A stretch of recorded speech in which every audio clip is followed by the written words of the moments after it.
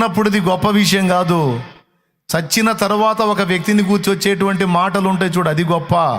ఒకని జన్మదినము కంటే మరణ దినము మేలు, సుగంధ తైలము కంటే మంచి పేరు మేలు. బైబిల్ గ్రంథంలో కొన్ని పేర్లు ఉన్నాయి. మనుషులకి కొన్ని రకాలుగా పేర్లు పెట్టబడతాయి.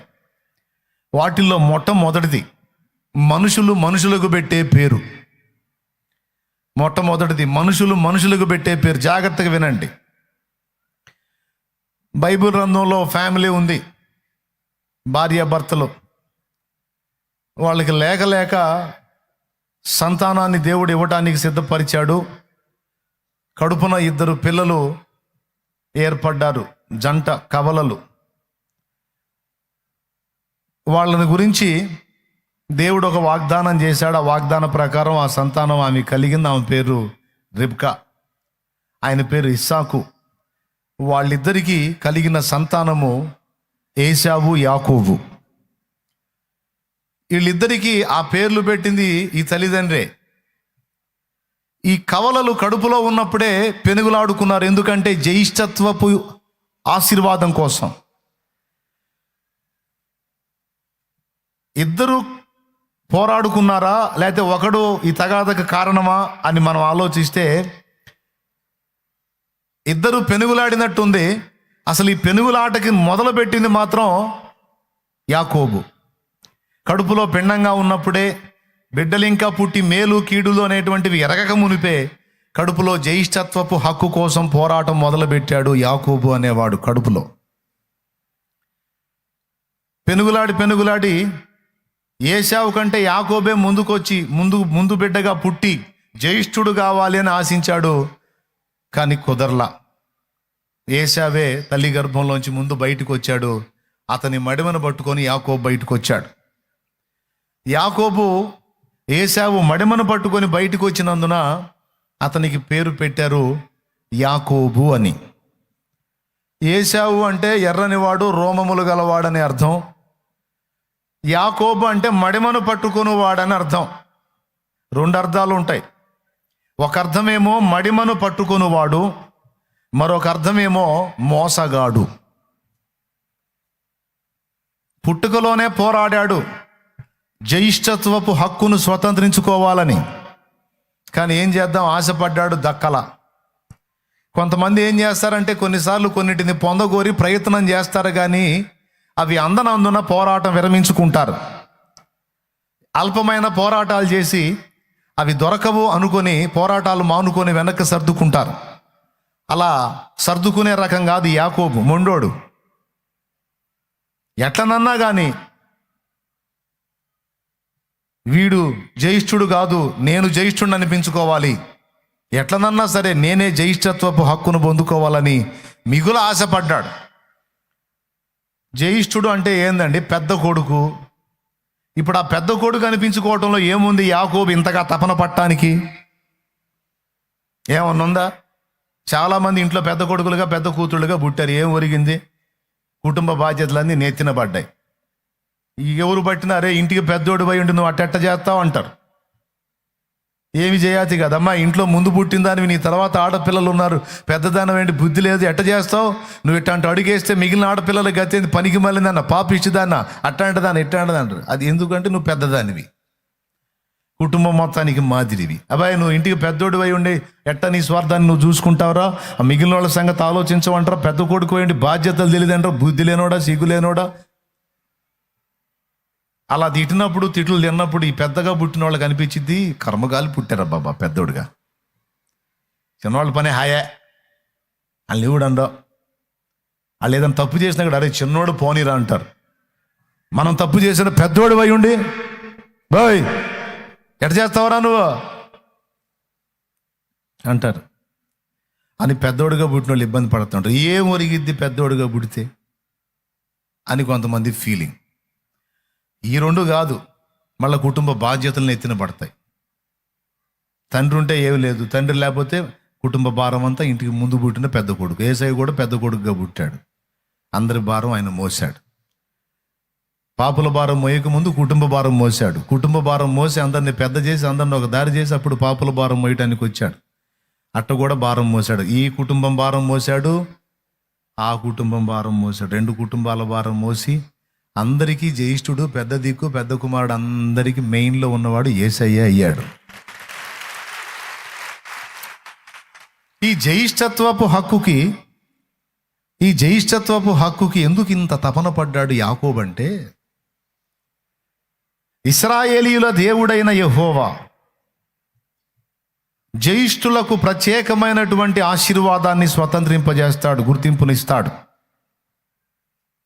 మీరు గమనించండి, మోషేకి మండుచున్న పొదలో దేవుడు కనిపించినప్పుడు ఏమని చెప్పుకున్నాడు? నేను నీ పితరుల దేవుడను, అబ్రహాము దేవుడను, ఇస్సాకు దేవుడను, ఏశావు దేవుడను అన్నాడా? యాకోబు దేవుడు అన్నాడా? అదేంది, ముందు పుట్టినోడు ఏశావుగా. మరి ఏశావు దేవుడిని అనకుండా యాకోబు దేవుడు అని ఎందుకన్నాడంటే, ఈ ఏశావు అనేవాడు ఆ ముందు పుట్టుట ద్వారా వచ్చిన జ్యేష్ఠత్వపు హక్కు యొక్క ఆశీర్వాదాన్ని తృణీకరించాడు. దాని విలువను వాడు గుర్తించలా. వాడు దాన్ని తృణీకరించి దాన్ని తేలిగ్గా తీసుకున్నాడు. కానీ యాకోబుకి దాని విలువ తెలుసు. జ్యేష్ఠుడుగా ఉంటే ఆ జ్యేష్ఠుల అధికారము, హక్కు, ఆశీర్వాదం, దీవెన ప్రత్యేకమైనవని యాకోబుకు తెలుసు. ఇవన్నీ మిస్ అయ్యానే నేను అని బాధపడుతున్నాడు. ఈలోపు ఓ రోజు వాళ్ళ అన్న అడవికి పోయి, ఇద్దరు పెరిగి పెద్ద అయ్యారు. ఒకడేమో వేటగాడయ్యాడు, ఒకడేమో వంట మాస్టర్ అయ్యాడు. యాకోబేమో వాళ్ళ అమ్మ దగ్గర ఉండి ఆ చెంబులు, తెపాళాలు, గరిటెలు, గిన్నెలు, గంటెలు అందించి చిన్నంగా వంట నేర్చుకున్నాడు. ఏశావేమో అరణ్యానికి పోయి వేటాడి మాంసం తెచ్చుకొని తినేవాడు. ఓ రోజు అడవికి పోయి తిరిగి ఏమీ దొరక్క ఆకలితో నకనకలాడుతా ఇంటికి వచ్చాడు ఏశావు. ఇంటికి వచ్చేసరికి శుభ్రంగా చిక్కుడుగాయలు, అందులోకి మరి ఏమేమి వేసాడో, టమాటాలు వేసాడో, మరి ఎల్లిపాయలు వేసాడో, ఏం వేసాడో, మొత్తానికి చిక్కుడుగాయల కూర చూసినప్పుడల్లా నాకు ఏశావే గుర్తొస్తాడు. దేవునికి స్తోత్రం. యాకోబు వండుకుంటున్నాడు. చిక్కుడుగాయలు ఇంకా రకరకాల కూరగాయలు వేసి మొత్తం కలగూర వంటకం అన్నాడు. వాళ్ళ అమ్మ దగ్గర ట్రైనింగ్, మరి టేస్టీగా ఫుడ్ వండుకుంటున్నాడు. కూరగాయలతో బాగా రెడీ చేశాడు. ఎర్రగా ఉంది. ఇక తిందాం అనుకుంటున్నాడు. మొత్తం పక్కవానికి వచ్చింది. వాళ్ళ అన్న వచ్చాడు. ఏం పేరు వాళ్ళ అన్న పేరు? ఏంటిది? సావు కాదు కదా, ఏశావు. వచ్చాడు. వచ్చి చూస్తే గుమగుమలాడిపోతుంది చిక్కుడుగాయల కూర. పోయాడు. ఒరే తమ్ముడా అన్నాడు. ఏంద్ర అన్నయ్య? అడవికి పోయాను, తిరిగాను, ఏ జంతువు దొరకలేదురా, ఆకలి అల్లాడిపోతున్నాను, చచ్చేటట్టున్నా, నా కూర కాస్త బెటరా అన్నాడు. ఇక్కడ పొద్దున్న నుంచి పొయ్యి సాగనా, నానా బాధలు పడి కష్టపడి వండుకొని ఇప్పటికి రెడీ అయింది నాకు ఈ కూర. ఈ కూర ఏం సామాన్యమైన కూర అనుకున్నావా? చిక్కుడుగాయల కూర.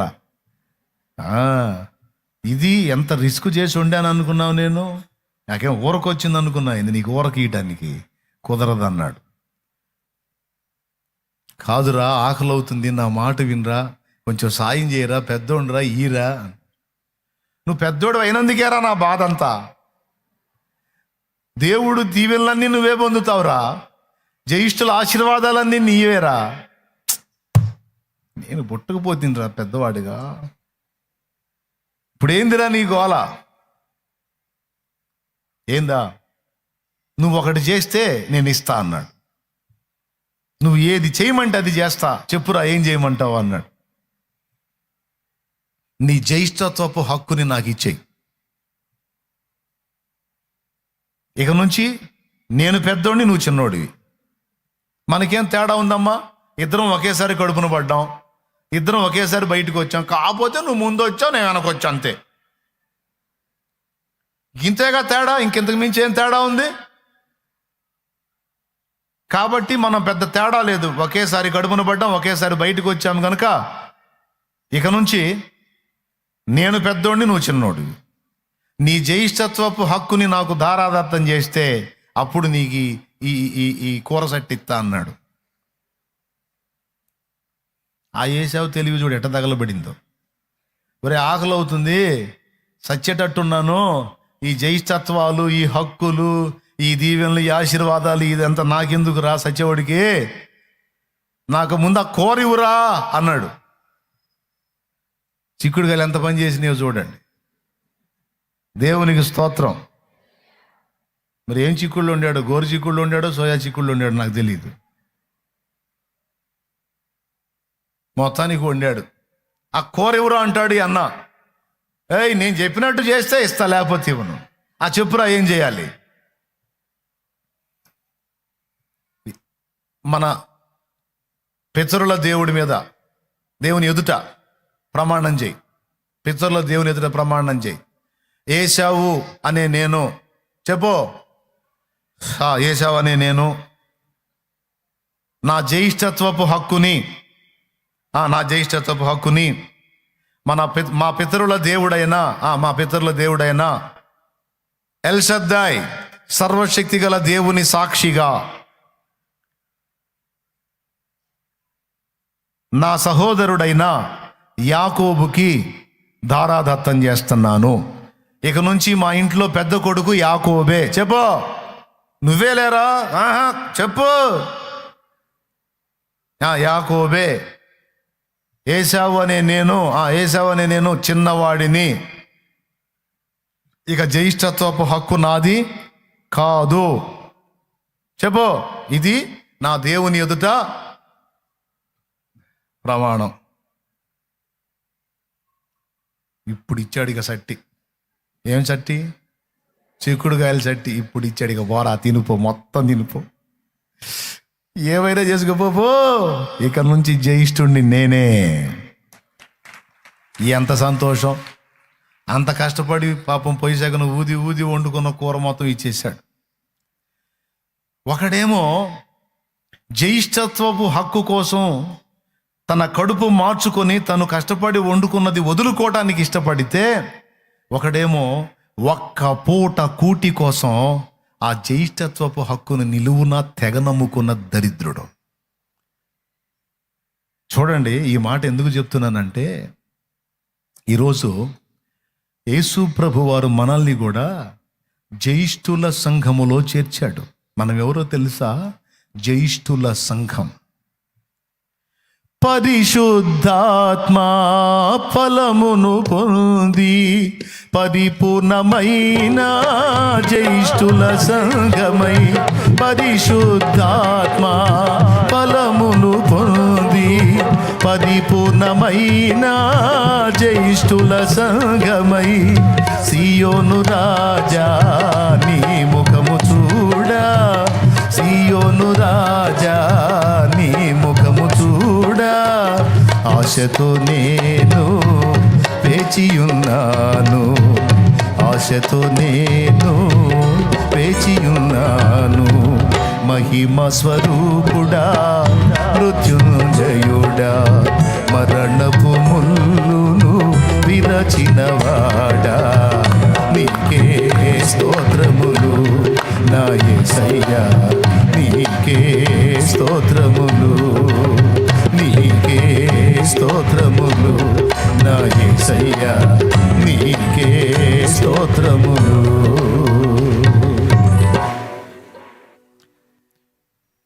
పరిపూర్ణమైన జ్యేష్ఠుల సంఘమై. మనందరినీ ఎవరు లెక్కలో చేర్చాడు తెలుసా? జ్యేష్ఠుల సంఘము. హెబ్రీ పత్రికలో ఉంటుందండి. ఒకసారి హెబ్రీ పత్రిక తీసుకోండి. ప్రభుకి స్తోత్రం కలుగునుగాక. ఏమని పిలిచాడో చూడు మనల్ని. 12వ అధ్యాయం ఒకసారి తీసుకోండి.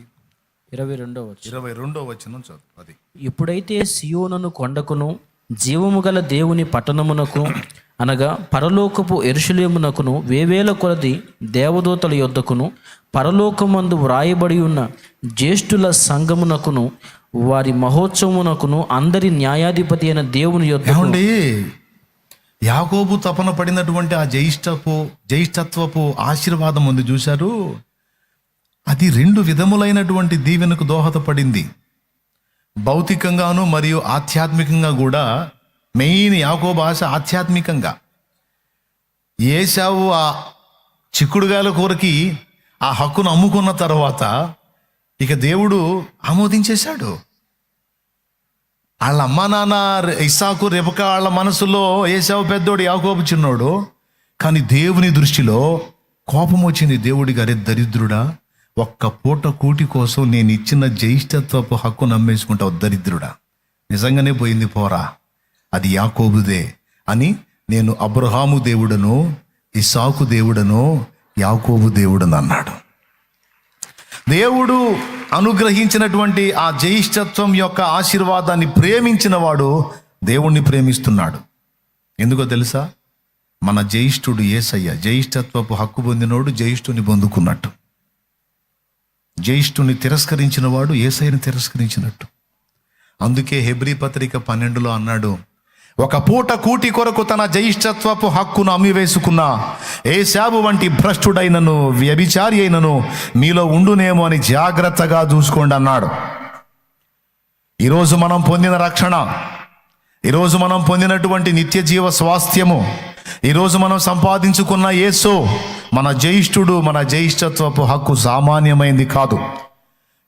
ఈ ధన్యత, ఈ భాగ్యం రాజులకు లేదు, రంగప్పలకు లేదు, చక్రవర్తులకు లేదు, అధికారులకు లేదు, ప్రధానులకు లేదు. అల్పుడివి అల్పురాలివైన నీకు నాకు దక్కింది. ఇది ధనవంతులకు లేదు, మిలియనీర్లకు లేదు, బిలియనీర్లకు లేదు, ట్రిలియనీర్లకు లేదు. నీకు దక్కింది ఈ భాగ్యం, నాకు దక్కింది ఈ భాగ్యం. వాళ్ళకి ఎన్నుండి ఏమి లాభం? వారంతా కనిష్ఠుల లెక్కలోకి వచ్చారు కానీ జ్యేష్ఠుల లెక్కలోకి రాలేదు. కానీ మనందరం పరిశుద్ధాత్మ ఫలమును పొంది పరిపూర్ణమైన జ్యేష్ఠుల సంఘమై. ఈ జ్యేష్ఠుల సంఘం అంతా రేపు ఎక్కడికి పోయి కూర్చుంటుంది తెలుసా? రారాజు పక్కన సింహాసనం మీద కూర్చుంటుంది.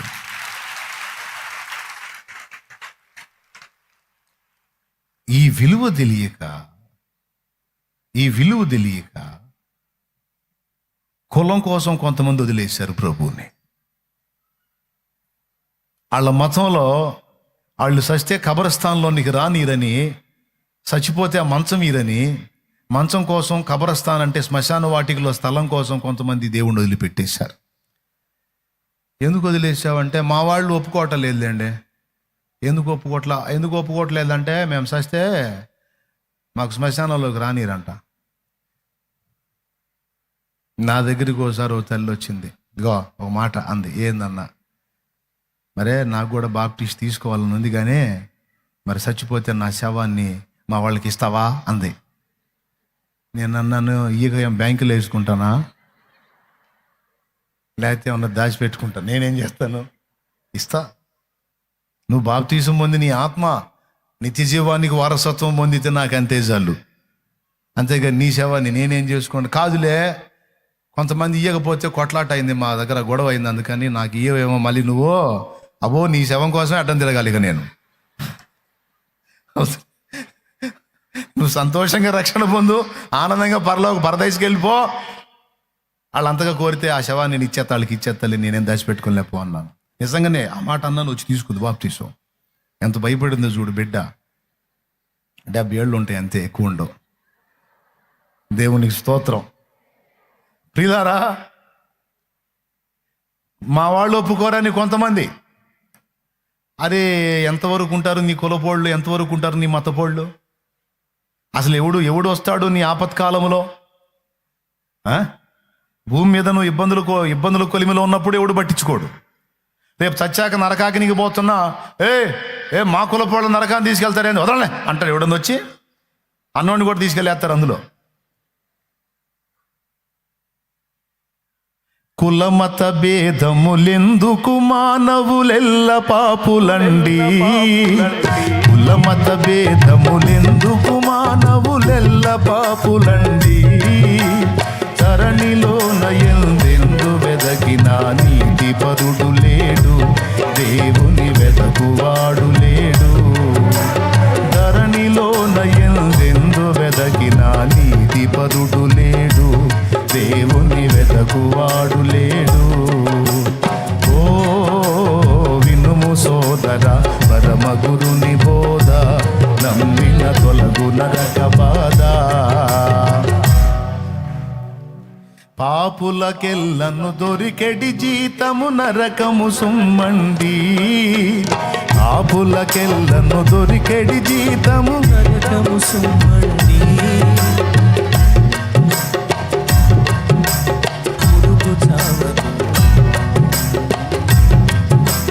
ఏమండి,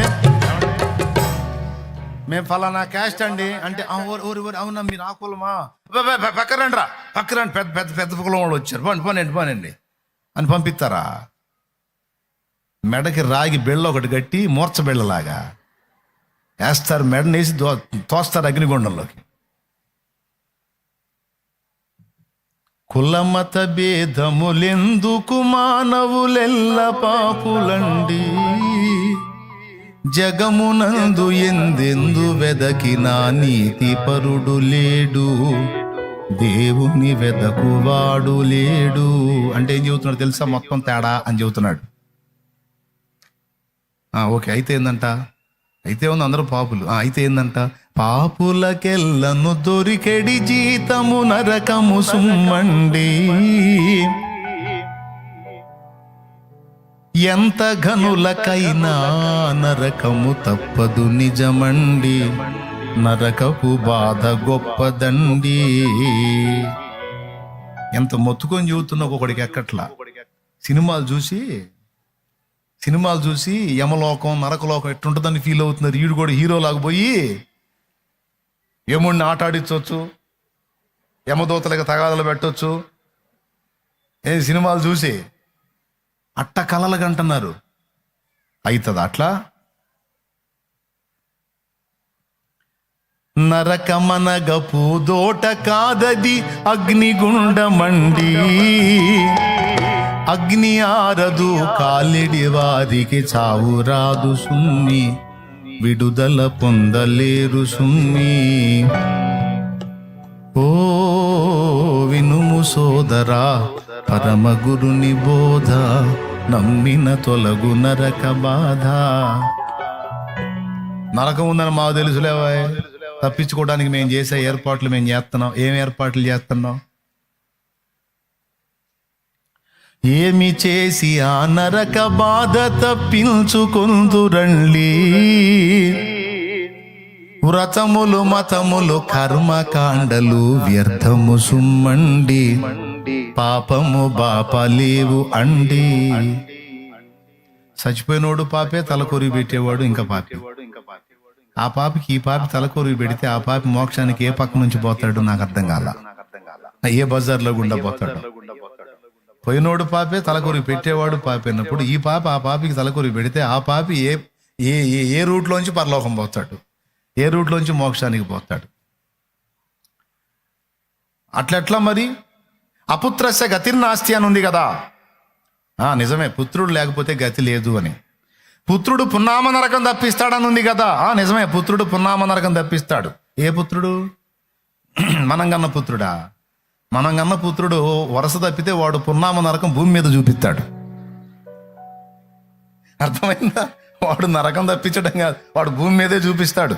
ఏదో దేవుడు మనందు నుండి వాడు లైన్లో ఉంటే మనకేదో కాస్త ప్రశాంతంగా ఉంటుంది. కానీ వాడు కర్మగాలి దరిద్రుడయ్యాడు అనుకో, వాడు మనకు చూపిస్తాడు భూమి మీద నరకం. మరి ఏ పుత్రుడి గురించి శాస్త్రం చెబుతుంది అంటే దైవపుత్రుని గురించి. అపుత్రస్య గతిర్నాస్తి అంటే కుమారుడు లేకపోతే గతి లేదు అని అర్థం. ఏ కుమారుడు? మనం కన్నా కుమారుడు కాదు, మనం గన్నా గనకపోయినా. మరి ఆ మాటకు వస్తే కొంతమందికి అచ్చంగా ఆడపిల్లలు పుట్టారు. ఏమండి, నాకు తెలిసిన కుటుంబం ఉంది, అచ్చంగా 9 మంది ఆడపిల్లలు. ఒక్కడైనా మగోడు పుడతాడు ఉంచుకున్నారు, మొత్తం 9 మంది పిల్లలు ఆడపిల్లలు దిగారు. మరి వాళ్ళకి నరకానికేనైంది? కాదు కాదు కాదు.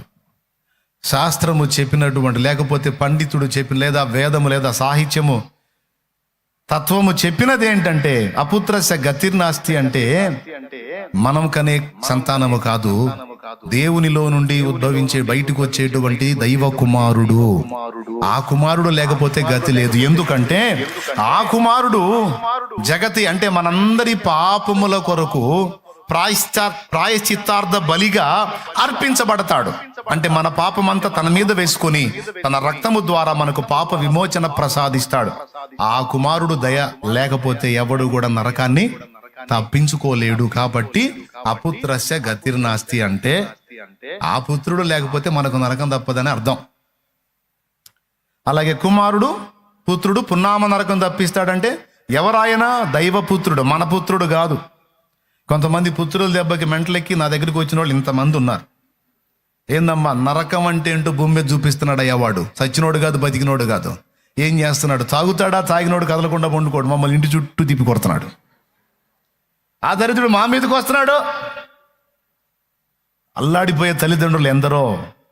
వాడెట తప్పిస్తాడు? వాడు తాగి భూమి మీద నరకం చూపించేవాడు చచ్చిన తర్వాత వాడు మోక్షాన్ని ఇస్తాడా? వాడు కాదు కాదు కాదు కాదు కానే కాదు. ఎవరు ఆ పుత్రుడు అంటే దైవ కుమారుడైన క్రీస్తు, దైవపుత్రుడైన క్రీస్తు.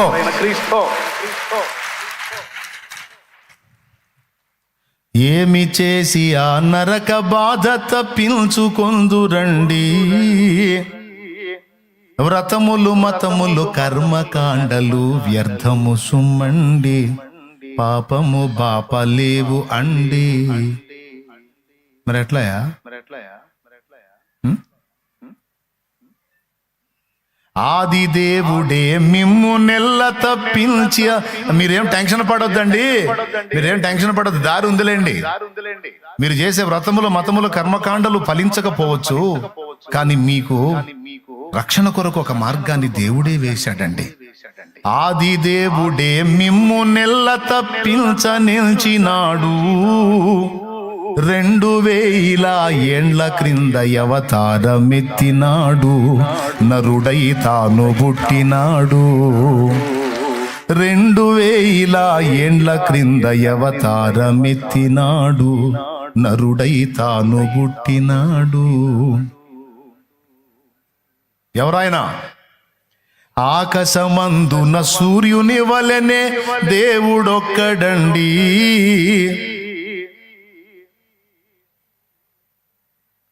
ఏమండి? ఆకాశమందున సూర్యుని వలనే దేవుడొక్కడండి. ఎవడా ఒక్కడు? నరుడై పుట్టిన దేవుని నామం యేసు స్వామి సుండి, వెలుపల వెదకి దండుగండి. టైం దండగా, బుర్ర ఆలోచనల దండగా, డబ్బు దండగా, మనం అర్పించిన అర్పణల దండగా. ఎందుకంటే నరుడై పుట్టిన దేవుడు ఒకే ఒక్కడు, ఆయన ప్రభు అయిన యేసుక్రీస్తు. ఆది దేవుడే మిమ్ము నెల్ల తప్పించ నిలిచినాడు, ఆది దేవుడే మిమ్ము నెల్ల తప్పించ నిలిచినాడు, 2000 ఏండ్ల క్రింద అవతారమెత్తినాడు, నరుడై తాను పుట్టినాడు. 2000 ఏండ్ల క్రింద అవతారమెత్తినాడు, నరుడై తాను పుట్టినాడు. ఓ వినుము సోదరా, పరమ గురుని బోధ నమ్మిన తొలగు నరక బాధ. ఆకాశమందున సూర్యుని వలెనే దేవుడొక్కడండి, ఆకాశమందున సూర్యుని వలెనే దేవుడొక్కడండి, నరుడై పుట్టిన దేవుని నామము యేసు స్వామి సుండి, వెలుపల వెదకి దండుగండి. నరుడై పుట్టిన దేవుని నామము యేసు స్వామి సుండి, వెలుపల వెదకి దండుగండి. ఓ వినుము సోదరా, పరమ గురుని బోధ నమ్మిన తొలగు నరక బాధ. దేవునికి మహిమ. హల్లెలూయా.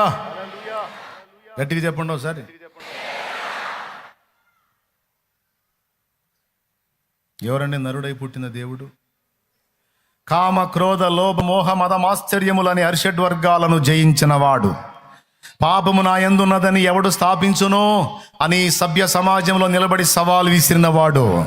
పాపుల కొరకు తన ప్రాణమును బలిగా పెట్టి సమాధి చేయబడి, సిలువలో ప్రాణం పెట్టి సమాధి చేయబడి 3వ నాడు పునరుద్ధాన మహిమతో మరణపు గుండెను చీల్చి మరలా బ్రతికినవాడు, తిరిగి లేచినవాడు నజరేయుడగు యేసు. సుచరిత్ర కలిగిన దేవుడు, శుభగుణాల సంపన్నుడు, సర్వాంగ సుందరుడు. తన వంటి వాడు ఇంకొకడు లేడు, తనతో ఎవరు సరిరారనిపించుకున్నవాడు. నేను ఆరాధించి ఒప్పుకొని అంగీకరించి ప్రకటిస్తున్న నజరేయుడగు యేసు. యేసు నువ్వు ఏ కోణంలో నుంచైనా చూడు, పర్ఫెక్ట్గా పరిపూర్ణంగా కనపడతాడు ఆయన. ఆయనలోని పరిపూర్ణత ఇంకా ఎవరిలో కనపడదు. నాకే కాదు, స్వామి వివేకానందుల వారికి కూడా అదే కనిపించింది. ఆయనే చెప్పాడు, ప్రబోధ రత్నాకరం అనే పుస్తకంలో పేజీ నంబర్ 1 మొదటి పేజీలోనే చెప్పాడు, పరమ పితను మనం గాంచలేము, పరమ పుత్రుని మనం తెలుసుకోగలం, కలుసుకోగలం. మానవ రూపంలో క్రీస్తు మూలంగా మాత్రమే మనం బ్రహ్మాన్ని గాంచగలం అన్నాడు. తెలుసా? తర్వాత ఏమన్నాడు తెలుసా? యేసు లోకుల పాపములను హరించుచున్నాడన్నాడు. తర్వాత ఏమన్నాడో తెలుసా? ఆయన యందు ఎలాంటి అపరిపూర్ణత లేదు, ఆయన పరిపూర్ణుడని చెప్పాడు. ఆయన ద్వారా మాత్రమే అంటే ఇంకొకళ్ళ ద్వారా అవకాశము లేదు. ఆయన మాత్రమే పాప భారాన్ని మోస్తున్నాడంటే ఇంకొకటి మోసే ఛాన్సు. ఆయన మాత్రమే పరిపూర్ణుడు అంటే ఇంకొకడు, అంతటి పరిపూర్ణత గలవాడు ఇంకొకడు. అందులో ఆయన స్వామి వివేకానందుల వారంటే తెలియని వాళ్ళు ఎవరు ఉంటారు? అంతటి మహనీయుడే చెప్పాడు యేసు గురించి. నేను చెప్పేది ఏముంది? ఏ పుస్తకంలో చెప్పాడో స్క్రీన్ మీద కూడా వేసి చూపించాను. పుస్తకాలు మారుస్తారని ముందుగానే చాలా పుస్తకాలు సేకరించి ప్రింట్ చేసి పెట్టాం. మరి తెలివితేటలు మరి మాకు లేవైంది, జనాలకుంటే మాకు లేవు. అది బుక్ మొత్తం అన్ని ప్రింటెడ్, మొత్తం భద్రం చేసి పెట్టాం. స్పష్టంగా మాట్లాడాడు అందులో. కాబట్టి ఇంత పరిపూర్ణుడు, రక్షకుడు, పాపాలను హరించిన వాడు, మనందరికీ జయిష్ఠుడైన యేసునే కులం కోసం వదిలిపెట్టడం ఏందండి దరిద్రం? మతం కోసం వదిలిపెట్టడం ఏందండి దరిద్రం? ఏమండి, క్షణికమైనటువంటి ఐహిక భోగాలు, కామవాంఛల కోసం వదిలిపెట్టడం ఏందండి దేవుణ్ణి దరిద్రం? వివాహ సంబంధాల్లో అబ్బాయి కోసం అమ్మాయి వదిలిపెట్టడం ఏందండి దేవుణ్ణి దరిద్రం?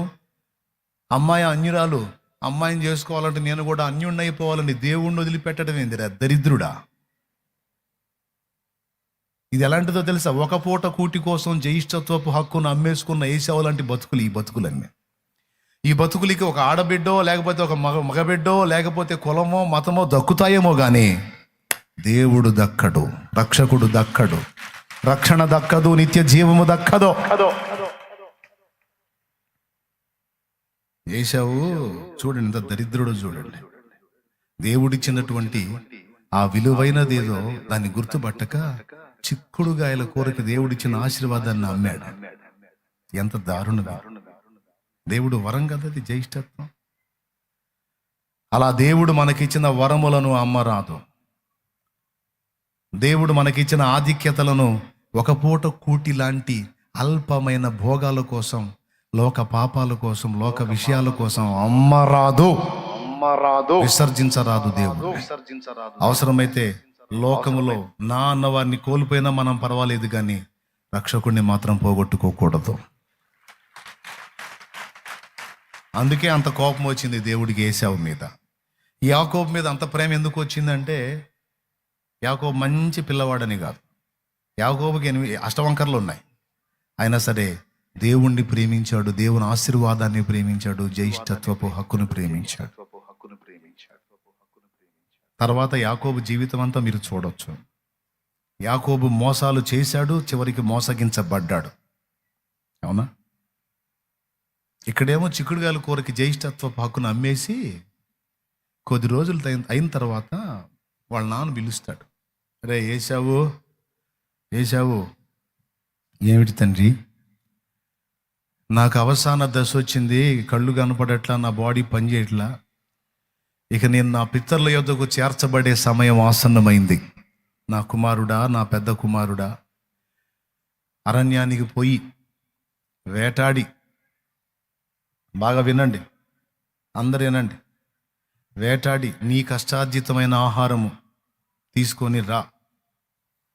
నువ్వు తీసుకొచ్చింది నేను తిని నిన్ను దీవిస్తా, ఆ దీవెన నీకు స్థిరమైద్ది నా కుమారుడా, పో అన్నాడు.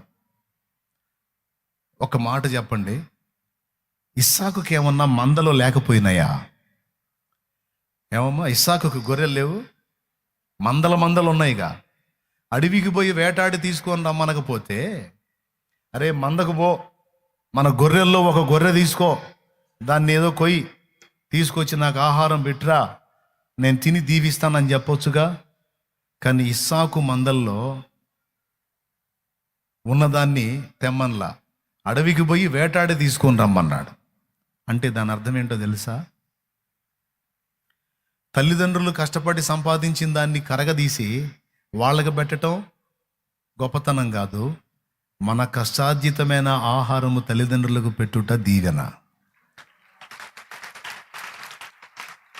బాయ్ కుర్రోళ్ళు, యవనస్తులు, ఆడపిల్లలు, మగపిల్లలు అందరూ వినండి. తల్లిదండ్రుల యొక్క దీవెన మన మీదకి ఒరిజినల్గా రావాలంటే మన కష్టార్జితాన్ని వాళ్ళు తినేటట్లు మనం వాళ్ళ కోసం కృషి చేయాలి. మన కష్టార్జితంలో నుండి కొంత ఆహారం వాళ్ళకి దక్కేటట్టు మనం తపన పడాలి. కొంతమంది పెట్టరో, తల్లిదండ్రికి పెట్టరో, ఏమనుకోవద్దు. కొంతమంది దుర్మార్గపు హృదయాలు కలిగిన వాళ్ళు ఉంటారు. కొంతమంది, మిమ్మల్ని కాదులే, కొంతమంది ఉంటారు. కొంపతీసి మీలో ఆ రకాలు ఉంటే మారు మనసు పొందండి. మీ కష్టార్జితమైన ఆహారము తల్లిదండ్రులకు పెట్టుట ద్వారా అది ఎంత దీవెన మీకు తెలుసా? దేవుడు దాన్ని స్పెషల్గా గుర్తిస్తాడు. మీరు అనొచ్చు, మేము ఆహారం పెట్టేంత మంచోళ్ళు కాదులే, వాళ్ళు మామూలు కాదు, వాళ్ళు